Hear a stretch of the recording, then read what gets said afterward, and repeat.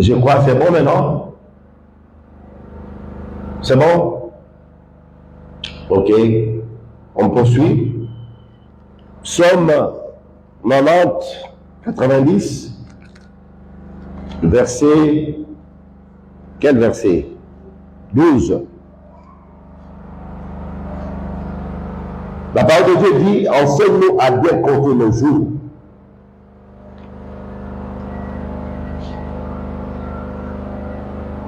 Afin que nous appliquions notre cœur à la sagesse.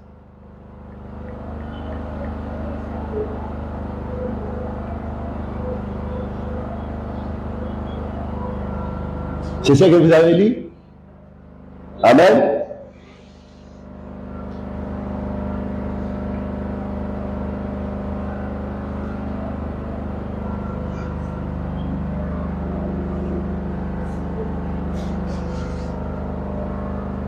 Enseigne-nous à bien compter les jours, afin que nous appliquions notre cœur à la sagesse. Frères et sœurs, ce matin, on veut tous s'encourager.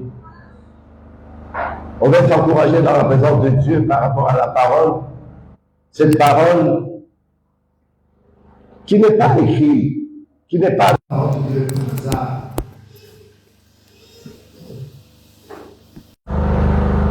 Mais si Dieu a permis que son esprit puisse nous parler, nous enseigner par rapport à ce verset ce matin, ce n'est pas aussi par hasard. Parce que nous devons réaliser que ici-bas, ici sur terre, nous sommes comme des passagers, nous sommes comme des étrangers, nous sommes des pèlerins. Qui connaît un pèlerin? Un pèlerin, c'est qui? Un pèlerin, c'est un voyageur. Celui qui voyage. C'est un pèlerin. Et combien d'entre nous savent que nous sommes des voyageurs ici-bas? Et notre cité, elle est où? Et nous espérons un jour entrer dans cette cité-là. N'est-ce pas? Et la bonne nouvelle est que le Seigneur ne nous a rien privé. Il a tout accompli à la croix pour que toi et moi puissions entrer dans cette cité-là, qu'il a lui-même construite pour toi et moi. Parce qu'il nous aime et c'est un Dieu fidèle. Comme la sœur a dit tout à l'heure, une parole, c'est un papa responsable.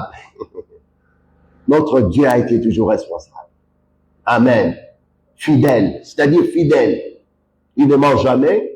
Il dit, je pars, je vais vous préparer une place. Car dans la maison de mon Père, il y en a plusieurs demeures. Il y a beaucoup. Et il n'a pas dit seulement pour une seule personne, pour nous tous là. Il est parti nous préparer. Et lorsque nous entendons la parole de Dieu qui nous parle dans ce sens, en nous disant, enseigne-nous à bien compter. Qu'est-ce que toi tu comprends par cette parole? Qu'est-ce que moi je comprends? Enseigne-moi à compter les jours. Enseigne-nous à compter nos jours.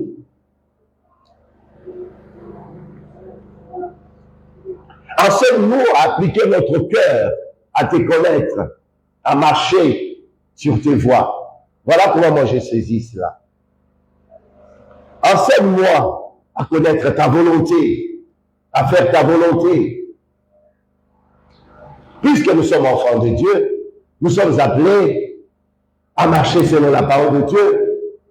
Ici, le psalmiste, il avait compris, lui. Il ne voulait plus marcher comme autrefois. Il ne voulait plus faire des choses comme autrefois. Mais il avait compris que lorsqu'on devient enfant de Dieu, il y a une manière de conduire sa vie. On la conduit pas n'importe comment. On obéit à la voix de Dieu. On entend cette voix. Et cette voix, c'est cette parole qui nous dit, le commencement de la sagesse, c'est quoi? C'est la crainte de l'Éternel. La crainte de Dieu, c'est ça le commencement de la sagesse.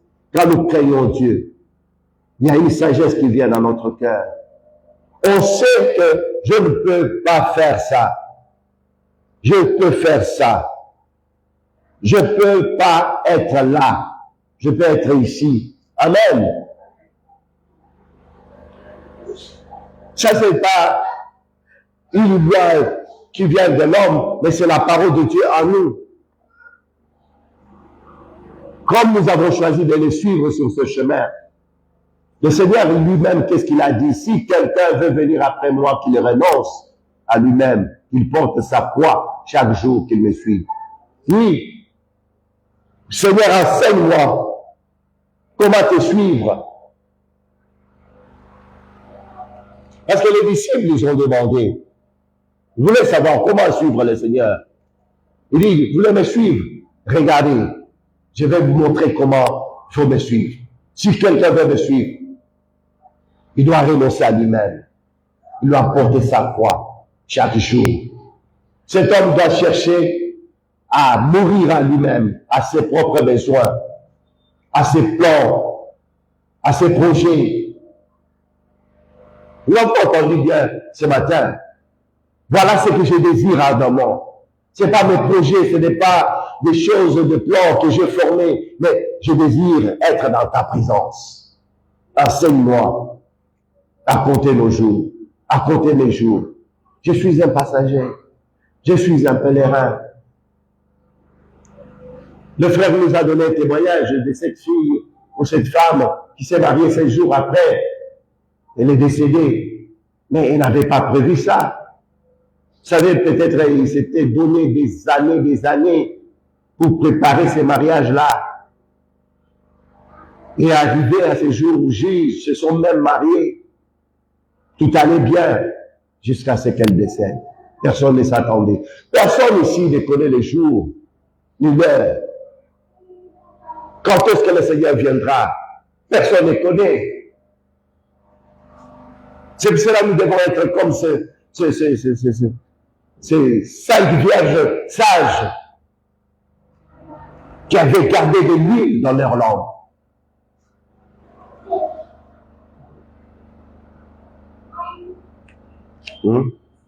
Leur lumière brillait toujours. Comment le Seigneur nous demande cela?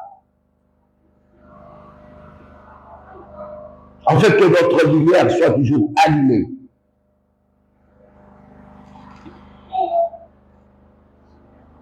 C'est Luc combien, vierge? Luc 12, 25. Matthieu 25. On parle de 5 vierges, du vierge. On peut lire ça, s'il vous plaît. C'est très important.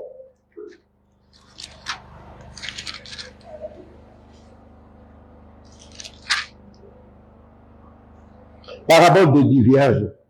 Matthieu chapitre 25. Alors, le royaume des cieux sera semblable à 10 vierges.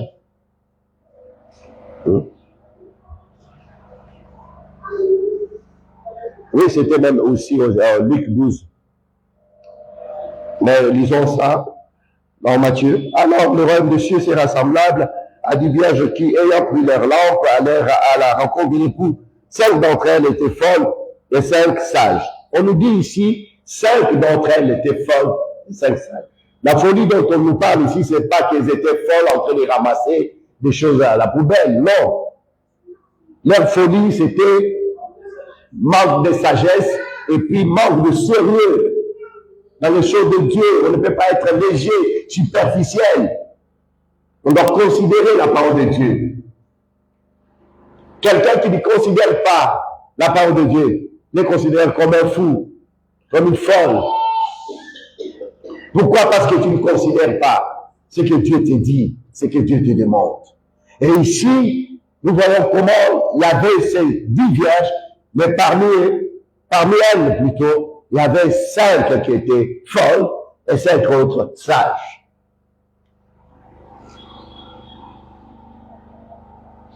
Cinq d'entre elles, verset 3, les folles, en prenant leur lampe, ne prirent point d'huile avec elles, mais les sages prirent avec leur lampe de l'huile dans le vase.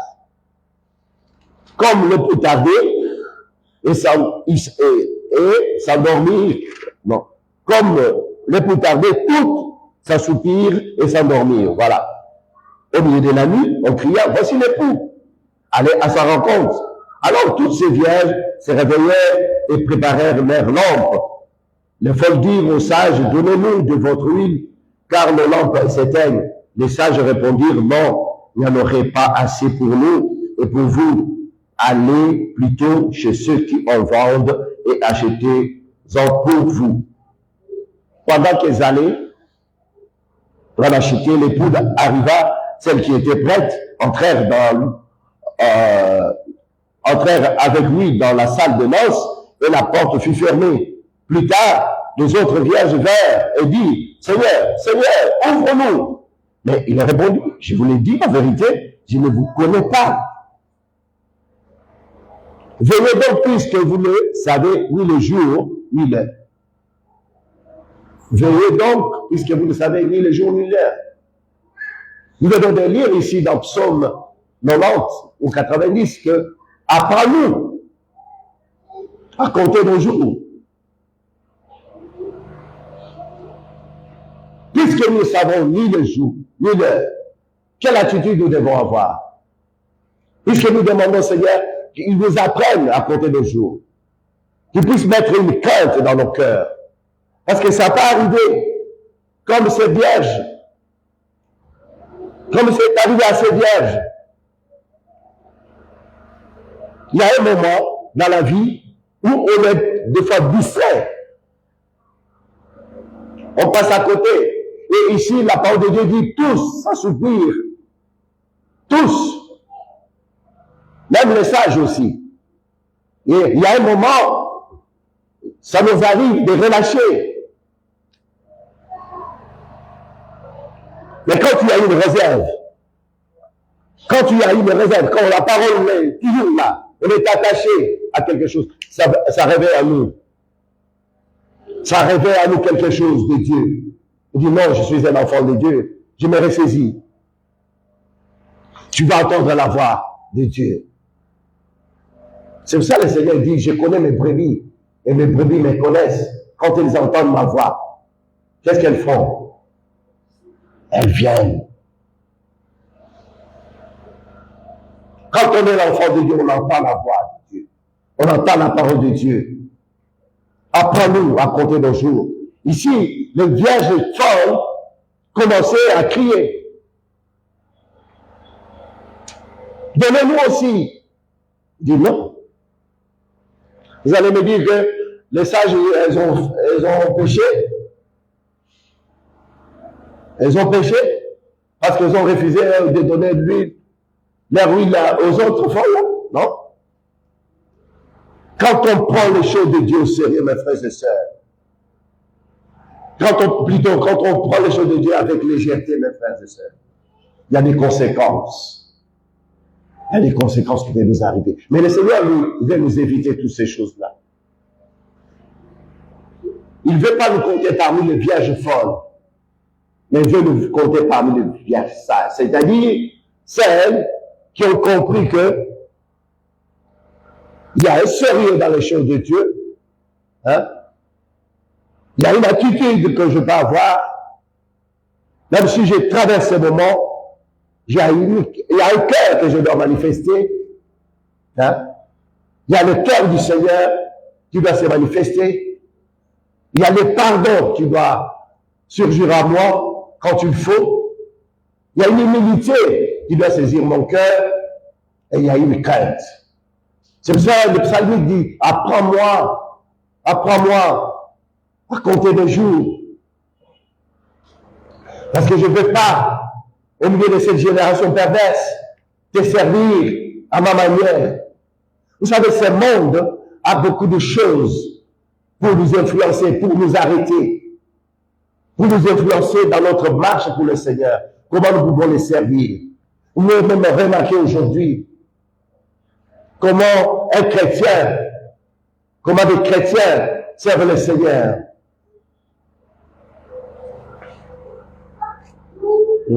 Les chrétiens ne servent plus le Seigneur parce qu'il revient bientôt.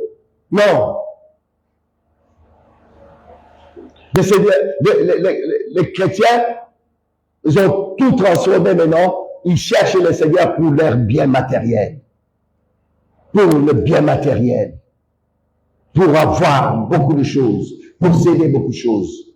Mais rare aujourd'hui s'attendent au retour imminent de notre Seigneur Jésus. Rares sont ceux-là qui s'attendent à cela. Or, c'est ça le plus important. On attend l'époux. On attend l'époux. La richesse que le monde est en train de vous faire miroiter, ce n'est pas la richesse, ça. La vraie richesse, c'est avoir Jésus en nous. Amen ou pas? La vraie richesse, c'est Jésus. Connaître Jésus. Parce qu'il est tout pour nous. Quand on parle de richesse, les gens voient seulement les finances, beaucoup d'argent, mais ce n'est pas ça la richesse. C'est pas ça la richesse.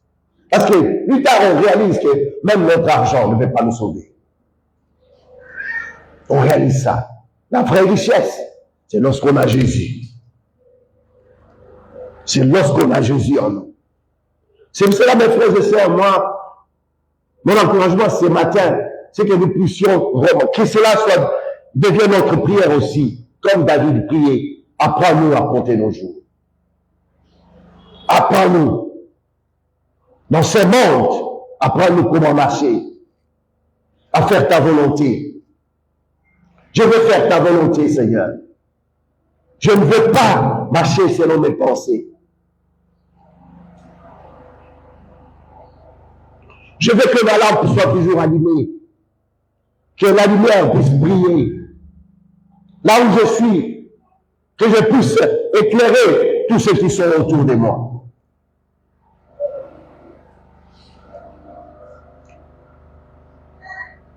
J'ai suivi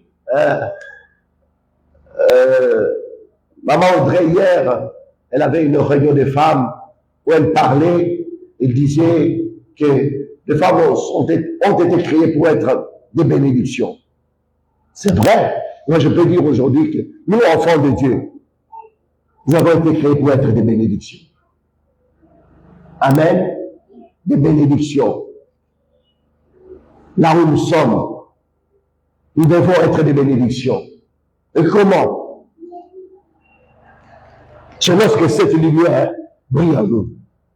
C'est lorsque nos lampes sont allumées. Nous sommes des bénédictions. Même quand on ne réalise pas, ceux qui nous côtoient, ceux qui nous approchent, savent que j'approche quelqu'un qui a une bénédiction pour moi. C'est spirituel, ça. C'est spirituel. C'est pas des choses que tu peux fabriquer, mais il y a une attitude, il y a cette crainte de Dieu qui doit être dans notre cœur. Ça se communique dans l'esprit. Ça se communique, mes frères et sœurs. Prenons un exemple, quand vous parlez avec quelqu'un, quel genre de conversation vous avez avec des gens? Quel genre de conversation vous avez avec votre entourage? C'est là où vous allez réaliser, je suis une bénédiction ou une malédiction, ou un obstacle. Parce que ces gens-là, qui parlent avec toi, savent que toi, c'est que toi tu es. Ils savent que tu es chrétien, tu es chrétien. Ils savent. Mais quel genre de conversation tu es avec ton entourage? À ce moment-là, tu vas réaliser que tu es une bénédiction. Tu es cette vierge folle ou tu es cette vierge sage qui avait gardé de lui les réserves, qui se rappelle, elle veut faire ça. Elle se rappelle, dit, je suis un enfant de Dieu. Je suis un enfant de Dieu. Voilà mon identité. Je ne peux pas compromettre la vérité. Je ne peux pas cacher ma lampe. Elle est allumée. Voilà. Vous êtes une ville située sur une montagne. Voilà un enfant de Dieu. Nous sommes la lumière du monde, oui. Nous sommes le feu de la terre, oui. Mais il y a une attitude, mes frères et sœurs. Ce n'est pas des paroles, ce n'est pas une récitation de versets, mais ça doit réellement être notre nature. Tu dois briller.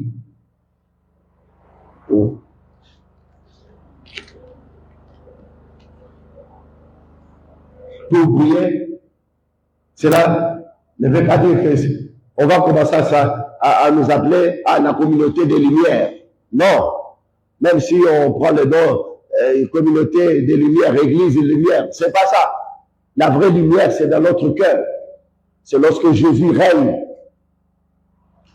Lorsque Jésus vit sa vie en nous. On peut parler comme Paul, ce n'est plus moi qui vis, c'est Christ qui vit en moi.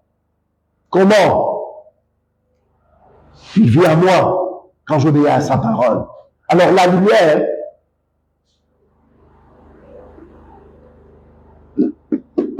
que nous voyons ici, elle est restée allumée, c'est cette attitude.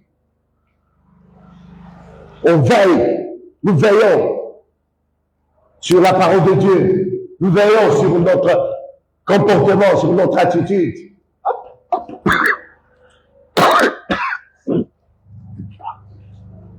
Ah, excusez-moi. Merci.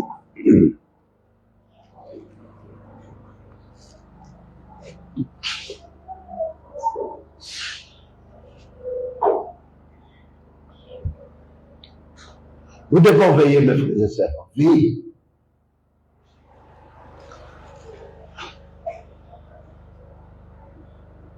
Moi, je réponds toujours. C'est que les gens disent avant la réunion, parce que je suis là en train de voir comment le frère a dit encore quelque chose que ça nous apprend l'humilité. Mais l'humilité, elle vient comment? Si je ne veille pas sur mon attitude, sur mon comportement, je peux être orgueilleux.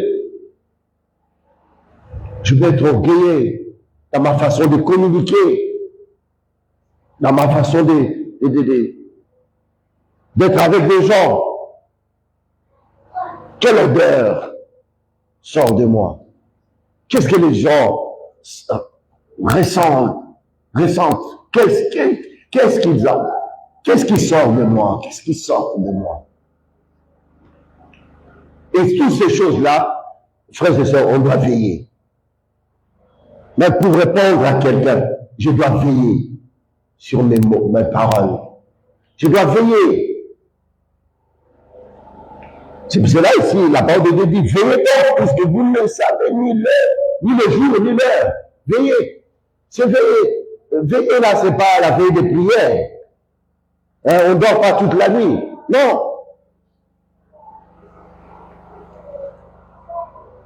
Je dois savoir comment répondre, comme Paul dit, et à Timothée ou à Tite, je crois, enseigne-leur. Comment un jeune homme, comment on peut répondre à une grande personne, à un vieillard plutôt. Donc, il donne des catégories de gens, la manière même de vivre. C'est ce que nous entendons dans la Sainte Doctrine, les enseignements que le pasteur Mickey est en train de donner à l'Église. Ça nous montre comment on doit veiller. Ça nous montre même comment se comporter dans la maison de Dieu, qui est la colonne de la vérité. Ça nous montre comment nous comporter. On se comporte pas n'importe comment dans la maison de Dieu. Parce que nous savons c'est la colonne de la vérité. C'est là où nous attendons la vérité. Et cette vérité, quand elle sort, c'est pour amener la lumière. C'est la vérité, c'est la lumière. Elle nous éclaire. Elle nous donne de l'intelligence. Pas l'intelligence du monde. Parce que le monde a son intelligence. Pas la sagesse du monde, mais de Dieu. Nous devons veiller.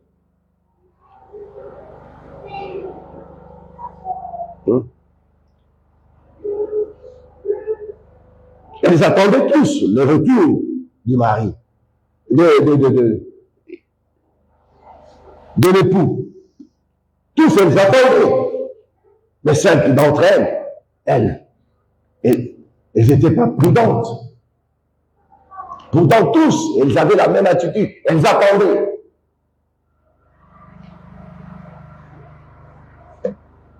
Et quand même la trompette a sonné, elles ont tout entendu.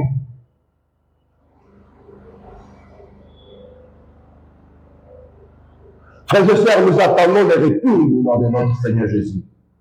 Et ce jour-là, la parole de Dieu dit, la trompette va sonner. Et nous sommes appelés, parce que le Seigneur, lui, il ne nous a rien privé. Il a tout mis pour que nous puissions entendre ces sons de la trompette. Et l'attendre pour ne pas être laissés. Parce que si je vois quelque chose de grave, je ne pense pas que c'est la volonté de Dieu. Dieu veut nous sauver tous, comme nous sommes là.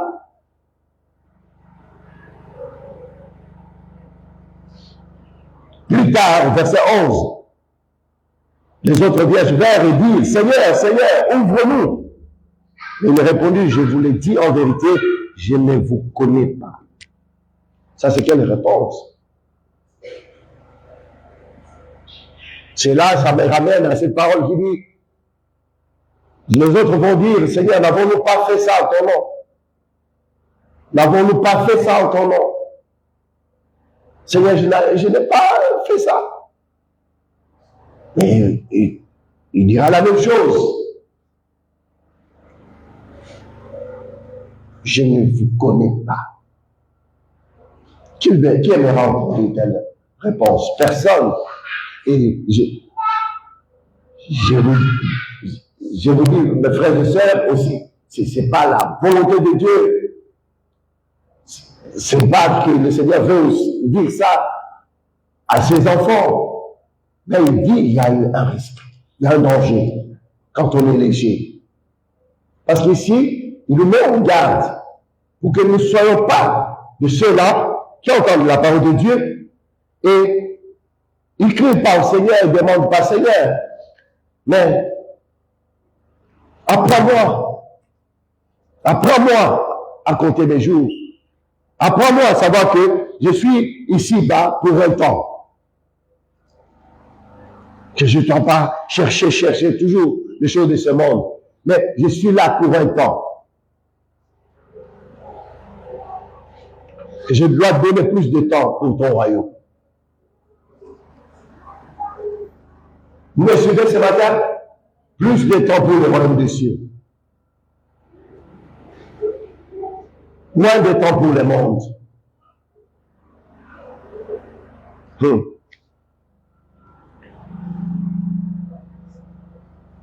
Ah oui.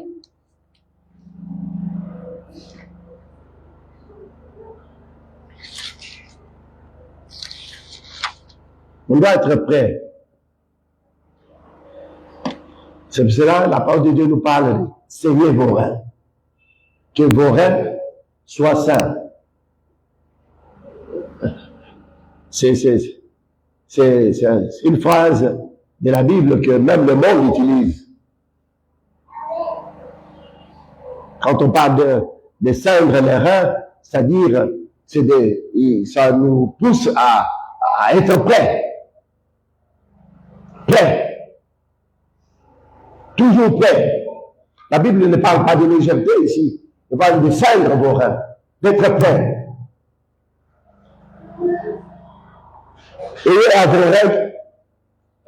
à vos reins la vérité pour ceinture. Il y a plusieurs versets comme ça qui sont en train de venir là. À vos reins, la vérité. Quand on parle des reins, ce sont deux organes vitaux. Si ces organes tombent malades ou sont affectés, c'est fini, tu ne vis plus. Un être humain comme nous sommes là, nous avons tous deux reins. Quand ces reins sont en fonction, en bonne santé, c'est pour ça que nous sommes là. Nous sommes là. Mais si ces deux reins s'arrêtent, et il n'y a plus de vie aussi. Quelque chose de spirituel, mes frères et sœurs, pour nous montrer le sérieux que Dieu donne à sa parole, l'importance que Dieu, la valeur que Dieu donne à sa parole. Seignez vos reins, soyez prêts. Soyez votre manière de faire les choses. Et ayez la crainte de Dieu. Ayons cette crainte à nous. Apprenons apprenons à craindre Dieu. Apprenons à servir le Seigneur avec le sérieux dans nos cœurs. Vous savez, on n'est pas là pour embêter les gens, pour nous raconter des histoires. Non, nous sommes là pour vous parler des choses du royaume, des choses sanitaires pour notre salut. Ne pensez pas que nous ne sommes pas bénis parce que ici on ne prêche pas de bénédiction. Vous allez partir à Dubaï, vous allez faire des voyages, faire le tour du monde. Mais ce n'est pas ça ce n'est pas ça que le Seigneur a donné sa vie. Ce n'est pas pour ces choses-là que le Seigneur est mort à la croix. Non, ce n'est pas pour ça, mes frères et sœurs. Il n'a jamais été question de ces choses-là. C'est pour ça, vous voyez, quand on prêche chez nous, on ne parle pas de... Parce que ces choses-là, le Seigneur a dit, ce sont des païens qui les recherchent. Vous, occupez-vous seulement du royaume des cieux. Le reste vous sera donné. Là aussi, c'est difficile pour comprendre ça. Quand on ne veut pas. Mais quand on veut, vous allez voir que c'est le Seigneur qui a toujours raison. Parce qu'il ne m'a pas. Nous venons de chanter qu'il est fidèle. Il est fidèle. Il ne se trompe pas. Il sait. Il connaît nos besoins. Il connaît toutes ces choses. Mais pourquoi il nous demande? Il dit, ne vous inquiétez pas. Mais cherchez premièrement le royaume et la justice de Dieu. Et le reste vous sera donné. Il dit quoi? Il n'est pas en train de dire qu'on ne peut pas travailler. On ne peut pas. Non, c'est pas ça ce que le Seigneur lui dit. On va avoir son travail, on travaille, mais on sait mettre Dieu à sa place. Je fais mes affaires, mais je sais que ces affaires-là, c'est celui-là qui m'a donné la force de le faire. Dans ce business, si j'ai la force, si j'ai l'intelligence de faire ça, c'est lui seul. Amen. Et il a sa place. C'est pas des mots. Il a sa place. Quand il a besoin de moi, me voici Seigneur, pour faire ta volonté. Pour faire ta volonté. Pas ma volonté, me voici. Fidèle au poste. Je réponds. Il n'y a pas une autre manière que nous allons fabriquer pour les servir. Non, lui, il a déjà montré comment nous devons les servir. Il nous a déjà montré. Il sait que nous avons besoin d'argent, il sait que nous avons besoin de maison, il sait que nous avons besoin de travail, il sait toutes choses. Il sait. Ne pensez pas que nous avons un petit Dieu, un Dieu de bois, de pierre. Non. C'est un Dieu puissant, un Dieu vivant. Il sait. Il sait aussi s'il y a vraiment du sérieux dans nos cœurs. Il sait. Et s'il n'y a pas, il sait. Pourquoi on nous parle de celles qui folles et celles sages ici? Pourquoi? Selon vous? Parce qu'il montre que c'est cette catégorie de gens aussi. Aujourd'hui, sont là dans l'église. C'est une catégorie de personnes qui ne prennent pas les choses de Dieu au sérieux. Mais attention, parce que nous venons de lire, apprends-moi à compter mes jours.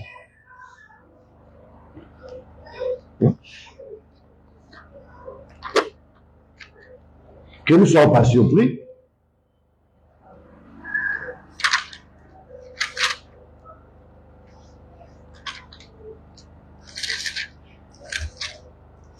Apprends-nous à compter les jours. Je vais relire ça. Verset 12. Enseigne-nous à bien compter nos jours, afin que nous appliquions notre cœur à la sagesse. Il y a une suite là. Il nous enseigne à compter nos jours pour que nous, à notre tour, nous sachions comment appliquer notre cœur à la sagesse, c'est-à-dire à la crainte de Dieu. Comment craindre Dieu?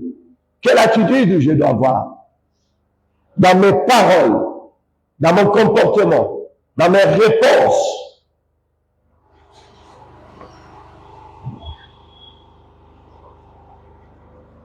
Que vos paroles soient assaisonnées de sel. Vous savez ça? Que vos paroles soient assaisonnées de sel. Au point que les gens, ceux qui vous écoutent soient édifiés. Il y a des chrétiens aujourd'hui, des drôles de chrétiens, quand tu vous parles, vous vous sentez blessé, humilié, écarté. Des réponses qu'on vous appelait des gilettes. Ça coupe. Ça fait du mal. Les sang sort. On est blessé. Mais qui sort ça? C'est un chrétien. La parole de Dieu dit, veillez. Veillez. Puisque vous ne savez pas l'heure de le jour. On doit veiller, mes frères et sœurs, sur nos attitudes, sur nos comportements. Le Seigneur nous a promis, il revient bientôt. Il revient.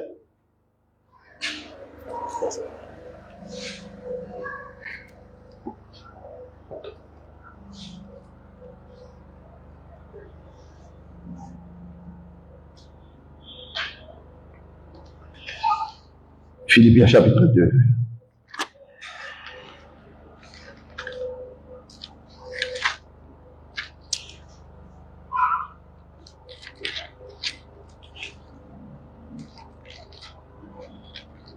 Verset 12 jusqu'au verset 15. Ainsi, mes bien-aimés, comme vous avez toujours obéi, mettez en œuvre votre salut, mettez en œuvre votre salut avec crainte et tremblement. Non seulement comme à ma présence, mais bien plus encore maintenant que je suis absent. Car c'est Dieu qui produit en vous le vouloir et le faire selon son bon plaisir. Faites toutes choses sans murmure ni hésitation, afin que vous soyez irréprochables et purs, des enfants de Dieu irréprochables au milieu d'une génération perverse et corrompue, parmi laquelle vous brillez comme des flambeaux dans le monde.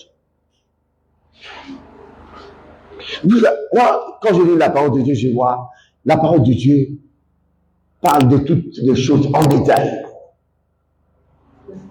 Amen. Je ne sais pas si vous voyez ça comme moi.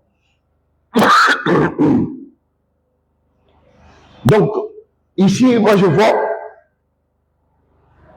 le sérieux que l'apôtre demande. Il dit, mais bien aimé, comme vous avez toujours obéi. Ça sous-entend qu'un enfant de Dieu a cette nature d'obéissance, d'obéir. C'est notre nature, ça. On est comme des militaires. Un militaire, il obéit d'abord aux ordres. Lui, il ne se pose pas de questions. Si c'est un ordre, c'est un ordre. C'est ça la discipline militaire. Et vous vous rappelez aussi, dans la parole de Dieu, on nous compare comme la vie chrétienne. Les enfants de Dieu comme des militaires. Nous devons obéir, avoir cette obéissance aveugle. Et on ne discute pas. On ne se pose pas de questions. Et l'apôtre dit ça. Il nous, ce peuple, il dit, ainsi mes bien-aimés, comme vous avez toujours obéi, mettez en œuvre votre salut. avec crainte et tremblement. Avec crainte et tremblement, mes frères et sœurs. Nous travaillons à notre salut avec crainte et tremblement. Voilà une bonne attitude. Pas avec légèreté, pas être superficiel, avec crainte et tremblement. Non seulement comme à ma présence. Parce que souvent, on fait des choses pour être vu. Être vu de qui? Des hommes. Là, on est satisfait dans notre cœur. Mais attention si nous développons une telle attitude en nous. Faire des choses pour être vu des hommes. La parole de Dieu va plus loin. Jésus lui-même dit, ils ont déjà les récompenses. Des gens qui font des choses comme ça. Pour être acclamés, pour être glorifiés par des hommes, ils ont déjà les récompenses. Mais vous, mes frères, ne vous leur ressemblez pas. Attention. Et l'apôtre avait vu ce danger, il dit, ne faites pas ces choses-là parce que, quand moi je suis là, vous montrez que vous êtes zélé, vous êtes en train de servir le Seigneur, vous êtes à fond dedans. Quand Papa Cham te fait des remarques, là ça passe. Là c'est Papa Ambroise qui te fait des remarques, ça ne passe pas. Ou, mais non, l'église c'est pas ça. L'église c'est pas ça. On doit veiller, mes frères et sœurs. On doit veiller sur nos attitudes. Je viens à l'église parce que Papa Cham est là. Comme Papa Cham est parti, alors je ne vais pas. On fait des choses pour Papa Cham ou pour Jésus? Je pose la question. C'est pour Jésus ou pour Papa Cham? C'est Jésus qui est mort à la croix pour toi et pour moi. Nous servons tous le Seigneur. Amen ou pas? Donc mon zèle ne doit pas changer parce que il est absent ou il est présent. Qu'il soit absent ou présent, je sers le Seigneur. Je continue à le servir avec une même attitude de cœur. Je dois veiller sur mon comportement, sur mon attitude. Je dois veiller sur ça.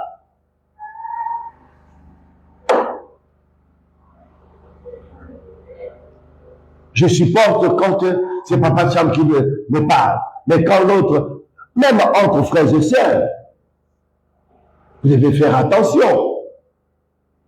C'est quoi cette attitude? On accepte les remarques, on n'accepte pas des remarques, on ne veut pas quand on nous répond. C'est quoi? Mais si moi je vois une autre attitude, que l'apôtre est en train de louer. Il dit, et si mes bien-aimés, comme vous avez toujours obéi, vous avez toujours obéi. Ça, c'est quel témoignage? Ils ont toujours obéi à la volonté de Dieu, faire la volonté de Dieu. Mettez en œuvre votre salut avec crainte et tremblement, non seulement comme en ma présence, mais bien plus encore maintenant que je suis absent. L'apôtre parle de son absence là.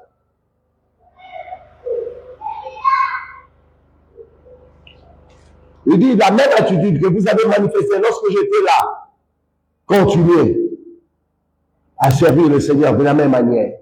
Continuez toujours dans cet élan-là. Même en mon absence, je vais entendre que vous persévérez. Vous servez le Seigneur. Vous supportez les uns les autres. Pourquoi on parle de supporter les uns les autres? Vous voyez, c'est des choses faciles. C'est accepter l'autre tel qu'il est. Amen. Tu m'acceptes tel que je suis. Je t'accepte tel que tu es. Sans se juger, sans se condamner. Parce que les problèmes viennent quand on commence à se juger, à condamner l'autre.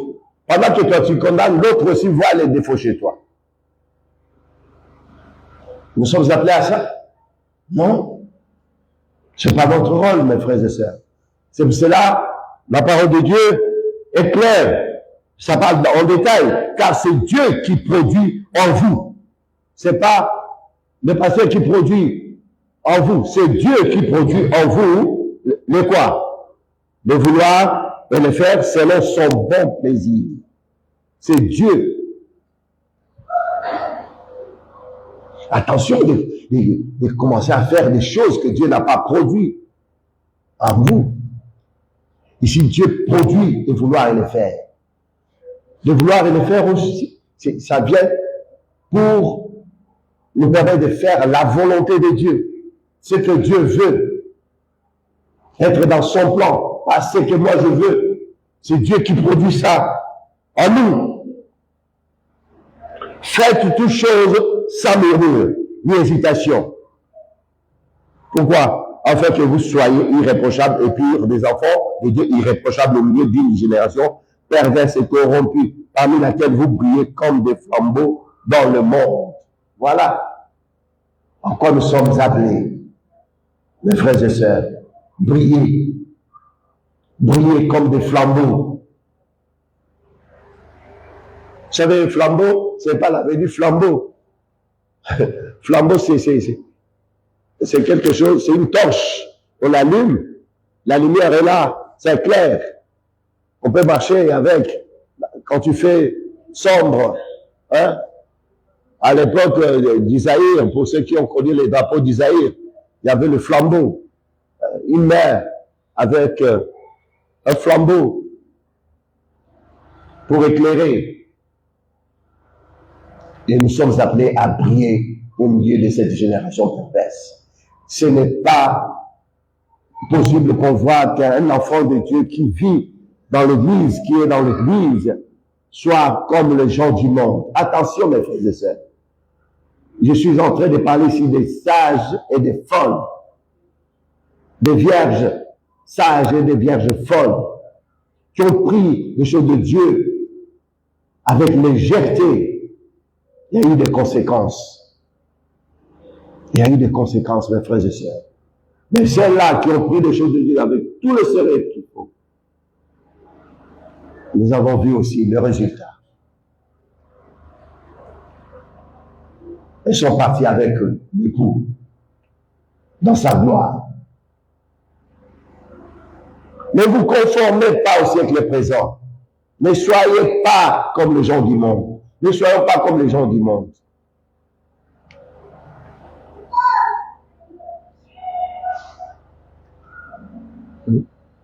L'apôtre était en train de louer un peuple ici, des chrétiens qui étaient obéissants. Ils étaient connus pour leur obéissance. C'est tout. Ne sois pas connu parce que tu parles mal aux gens, parce que tu ne supportes pas. Ne sois pas connu pour ça. Ne trouve pas ça comme une gloire. Ne sois pas connu pour ta légèreté, ta superficialité. Ne sois pas connu pour ces choses-là. Sois connu pour un enfant de Dieu, sérieux, qui aime le Seigneur, qui communique. Hein, nous avons parlé ici, communiquer la joie, la paix, qui brille. Voilà à quoi nous sommes appelés. Voilà, frères et sœurs.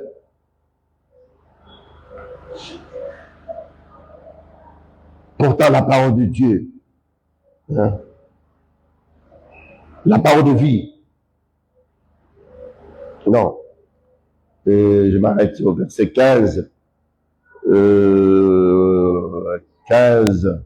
Afin que vous soyez irréprochables, purs, des enfants de Dieu irréprochables, au milieu d'une génération perverse et corrompue. Nous vivons au milieu d'une génération perverse et corrompue. Nous devons tous le savoir. Ce monde est corrompu. Mais pourquoi tu veux t'identifier encore au monde? Pendant que la Bible qu'on a nous dit, ce monde est déjà corrompu. Nous sommes parmi des gens pervers.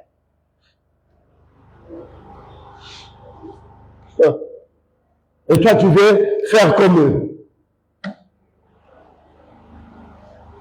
Et corrompu, parmi laquelle vous devez briller. Quand tu es avec ces gens-là, ne cache pas ton identité. Quand tu es parmi eux, ne te cache pas. Ne cherche pas à le ressembler. Sois différent. Parce que toi, tu sais que tu as déjà dit à Dieu, apprends-moi à compter mes jours. Apprends-moi à veiller sur mes attitudes, mon comportement. Apprends-moi, Seigneur. Je ne vais pas être léger. Et le Seigneur est fidèle, frères et sœurs. Le Seigneur nous aime. Amen. Le Seigneur nous aime. C'est un Dieu d'amour. Ça me fait signe que je dois finir, quoi. Exactement. Le Saint-Esprit ne m'a pas arrêté. Non. On a presque fini. Mais je crois, le Seigneur nous a parlé ce matin. Nous a parlé comment nous devons développer cette attitude de les chercher avec le sérieux dans nos cœurs, chercher à briller, à nous positionner pour lui, à prendre au sérieux l'œuvre du Seigneur, à ne pas laisser les mondes nous influencer, car nous vivons au milieu d'une génération perverse et corrompue. Mais que Dieu nous protège, Dieu nous garde. Apprenons à nous supporter les uns les autres, veiller sur nos attitudes, nos comportements, supporter des remarques, accepter même avec une bonne attitude, parce qu'on nous parle pour notre bien, on nous encourage pour notre bien. Alors, frères et sœurs, pour nous, c'est notre dernier dimanche, parce que la semaine prochaine, nous partons à l'île Maurice. Vous allez rester ici avec le frère Ambroise, avec tous les frères et sœurs. Est-ce qu'on peut arrêter ici? C'est déjà fait?